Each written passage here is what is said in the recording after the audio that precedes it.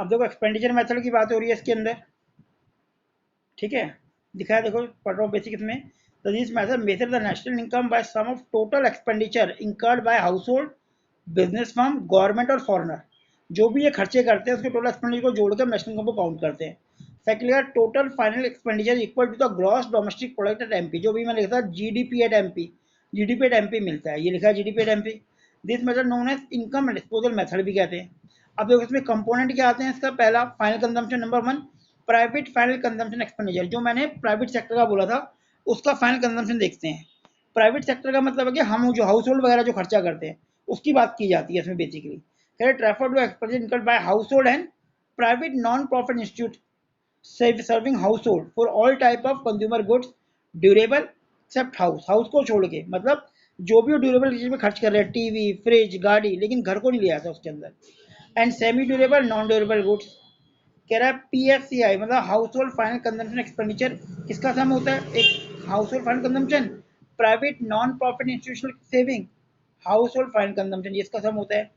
अब लिखा है ना पीएफसीएफ इंक्लूड, इसमें क्या इंक्लूड होता है, प्राइवेट, ये लिखा है प्राइवेट जो है फाइनल कंजम्पशन एक्सपेंडिचर को कहते हैं PFCF, private final consumption expenditure include incurred by normal resident whether the domestic territory और अब्रॉड, जो भी नॉर्मल रेजिडेंट खर्चा करेगा।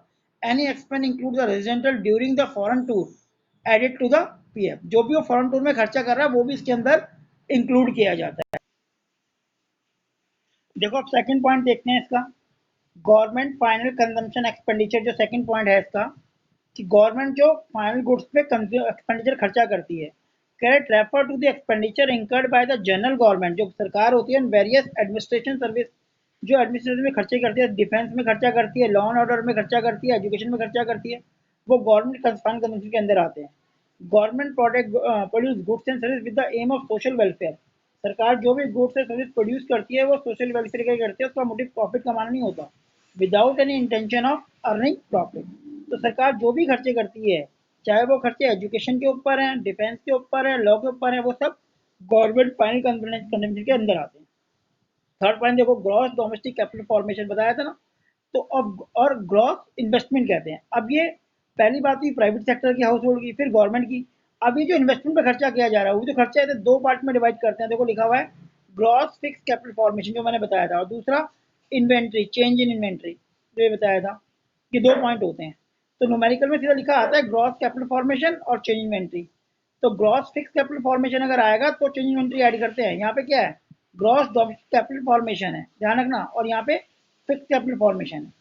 अब फिक्स कैपिटल फॉर्मेशन होता क्या है, it refer to the expenditure incurred by the purchase of fixed assets, जैसे बिजनेस की फिक्स इन्वेस्टमेंट कर रही है, ग्रॉस रेजिडेंशियल के जो रेजिडेंशियल है, जो हाउस होल्ड सेक्टर है वो मकान वगैरह बना रहे हैं, ग्रॉस पब्लिक इन्वेस्टमेंट जो कंपनीज है वो बिल्डिंग वगैरह बना रही है, सब इसके अंदर आती है।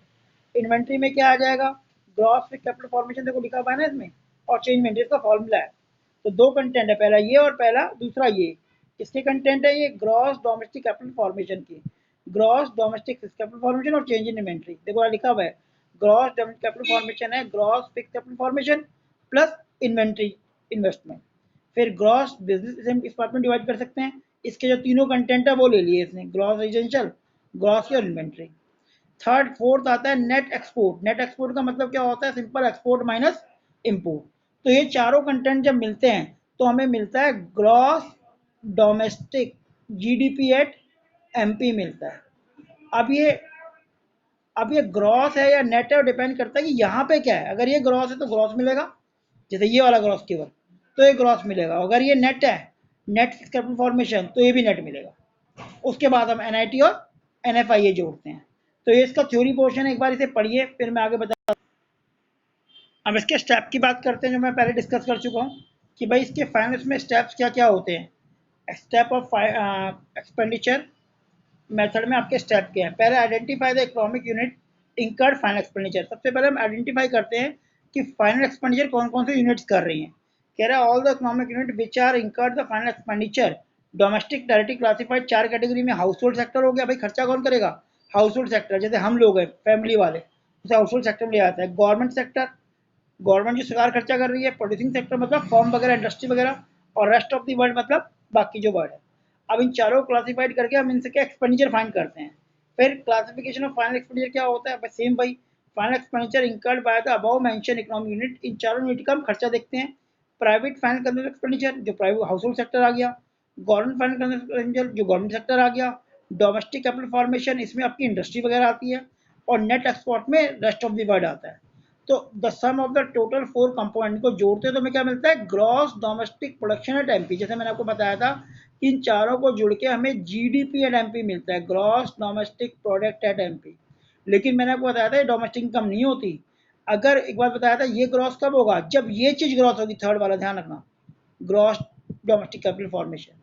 अब इनको ऐड के जीडीपी एट एमपी पहुंचते हैं, जबकि हमारी डोमेस्टिक इनकम होती है एनडीपी एट एफसी। तो ये तो जीडीपी एट एमपी आ गया। अब इससे अगर मुझे यहाँ पे एनडीपी, तो मैं यहाँ लिख रहा हूँ एनडीपी एट एफसी पे आना है, एनडीपी एट एफसी पे आना है, तो देख लो ग्रॉस से नेट में आना है तो माइनस करूंगा, इसमें से माइनस करूंगा डेप्रिसिएशन, रिवर्स आ रहे हैं। मार्केट प्राइस से फैक्टर कॉस्ट में आना है तो इसमें मैं माइनस करूंगा एनआईटी। तो जब मैं ये दो चीजें एनआईटी, इसमें से ये दो चीजें माइनस करता हूं तो मैं एनडीपी एट एफसी पे आता हूं, और एनडीपी एट एफसी जो होता है वही डोमेस्टिक इनकम होता है। ठीक है, यहां तक पढ़िए। अब देखो, जैसे मैंने बताया था नेट एक्सपोर्ट आता है, नेट एक्सपोर्ट में हम जब इन चारों को जस्ट सम ऑफ टोटल लिखा नहीं है उसको, तो पीएफसी है, private final consumer expenditure, government final consumer expenditure, government domestic capital formation, और नेट एक्सपोर्ट, एक्सपोर्ट एक्स मतलब एक्सपोर्ट, एम मतलब इम्पोर्ट, इनको जोड़ते हैं तो जीडीपी मिलता है जो एमपी पे होता है। फिर कैलकुलेट करते हैं डोमेस्टिक इनकम, तो ही बताया था मैंने, जीडीपी एट एमपी में से हम डेप्शन माइनस करते हैं और नेट इनडायरेक्ट टैक्स माइनस करते हैं, तो हमें एनडीपी एट एफसी मिलता है। क्यों करते हैं, देखो ये ग्रॉस है, और ग्रॉस से मुझे नेट में आना है तो माइनस करना पड़ेगा डेप्शन। ये मार्केट प्राइस है, मार्केट प्राइस से फैक्टर कॉस्ट में आना है तो माइनस करना पड़ेगा एनआईटी। और एनआईटी क्या होता है, indirect tax minus subsidy, IT minus subsidy S, इससे निकलता है आपका। फिर नेक्स्ट स्टेप क्या आता है आपका, इसका अगर हम चेक करें तो estimate the factor income from abroad निकालते हैं, और जो एनडीपी एट एफसी है इसमें ऐड करते हैं एनएफआई है, तो हमें नेशनल इनकम मिलता है। तो इस तरह से नेशनल इनकम निकाली जाती है। अब इसकी प्रिकॉशंस देख लेते हैं, जैसे बाकी मेथड जैसे इसमें भी प्रिकॉशंस होती हैं। तो पहला पॉइंट क्या है, expenditure on intermediate goods will be not be include national income है। इंटरमीडिएट गुड्स को नेशनल में कैलकुलेट नहीं करते, जो कि हम ऑलरेडी पढ़ चुके हैं। केवल फाइनल गुड्स कंज्यूम से, भैया मैंने लकड़ी परचेज की तो वो नेशनल इनकम में नहीं आएगा, उससे फर्नीचर बना तो फर्नीचर नेशनल इनकम में आएगा। तो इंटरमीडिएट गुड नेशनल इनकम में नहीं आती, ये हम ऑलरेडी पढ़ चुके हैं कि इंटरमीडिएट गुड्स क्या होती है और फाइनल गुड्स क्या होती है। ब्रीफली कर देता हूँ, इंटरमीडिएट गुड्स वो होती है जिसको हम फाइनल गुड्स में कन्वर्ट करते हैं, और फाइनल गुड्स होती है जो सीधा कंज्यूमर कंज्यूम करता है। अब ये गुड्स के यूज पे डिपेंड करता है, इट इज इंटरमीडिएट गुड्स और फाइनल गुड्स। जैसे शुगर की बात करें, अगर वो घर में यूज किया, it is the final goods, लेकिन वही शुगर कोई मिठाई वाला हलवाई यूज करता है तो it is the intermediate goods. तो it is depend upon the use of the goods, either it is intermediate goods और फाइनल गुड्स। लेकिन नेशनल इनकम में हम फाइनल गुड्स को जो एक्सपेंडिचर है वही काउंट करते हैं। आगे देखो, transfer payment not include such payment for production activity. अब इनकम मेथड में जो हमने ट्रांसफर इनकम की बात की थी, यहाँ पे ट्रांसफर पेमेंट की बात हो गई। देखो अगर मैं फादर के पॉइंट ऑफ व्यू से बात करूँ तो उसके लिए पेमेंट है ट्रांसफर पेमेंट, और बच्चे के पॉइंट की बात करूँ जो पॉकेट मनी उसे मिल रही है तो उसकी इनकम है, तो बात तो वही है। अगर हम इनकम पर पॉइंट ऑफ व्यू से देखते हैं तो हम क्या देखते हैं, स्कॉलरशिप कितनी है, ओल्ड एज पेंशन कितनी है जो लोगों को मिल रही है, लेकिन जो वो पे कर रहा है उसके लिए क्या हो, पेमेंट। तो ट्रांसफर इनकम पे अगर काउंट नहीं होती तो वही ट्रांसफर पेमेंट होती है, एक के लिए वो इनकम है और एक के लिए पेमेंट है। क्योंकि हम एक्सपेंडिचर मेथड की बात करें तो हम पेमेंट की बात करेंगे। भाई सपोज करो मैं किसी स्कूल को डोनेशन देता हूँ, तो मेरे लिए क्या हो, ट्रांसफर पेमेंट, वो नेशनल में काउंट नहीं होगी, और स्कूल के लिए क्या हो, ट्रांसफर इनकम, तो इनकम पॉइंट ऑफ से भी काउंट नहीं होती और पेमेंट पॉइंट ऑफ व्यू से भी काउंट नहीं होती। तो ये दो प्रिकॉशन है। अभी हम आगे बढ़ते हैं, एक बार देख लो इसे आप। अब देखो थर्ड पॉइंट क्या दे रखा है इसमें, थर्ड में देखा purchase of second hand goods will not be include in such expenditure already include in the original purchase. तो वही वाली बात होगी, इनकम मेथड में क्या बात की थी, अगर मैं गाड़ी बेचता हूँ तो पैसा मिल रहा है तो वो इनकम है, वो भी काउंट नहीं होती, और अगर मैं उसे सेल कर रहा हूँ तो एक्सपेंडिचर जैसे जो परचेज कर रहा हूँ एक्सपेंडिचर है वो नेशनल में काउंट नहीं होता, तो ये भी इसमें काउंट नहीं होता। Purchase of financial asset same वही बात होगी, शेयर बॉन्ड्स वगैरह will not be include in the transaction do not contribute the current flow. तो ये एक्सपेंडिचर की बात कर रहे हैं। आप शेयर्स के पॉइंट ऑफ व्यू से देखो कि मेरे शेयर्स थे रिलायंस के, मैंने बेचे तो मुझे पैसा मिलेगा, वो भी नेशनल में काउंट नहीं होगा, लेकिन जिस आदमी ने खरीदा होगा उसके तो खर्चा हो गया, वो भी नेशनल में काउंट नहीं होगा।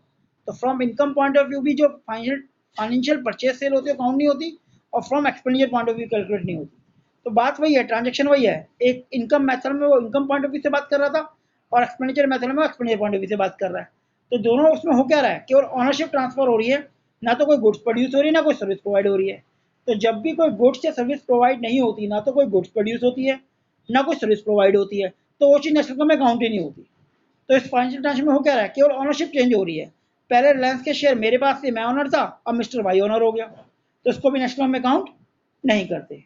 तो बेसिकली ये प्रिकॉशंस होती हैं इनकम मेथड एक्सपेंडिचर मेथड के अंदर, जो कि 1 मार्क्स में कई बार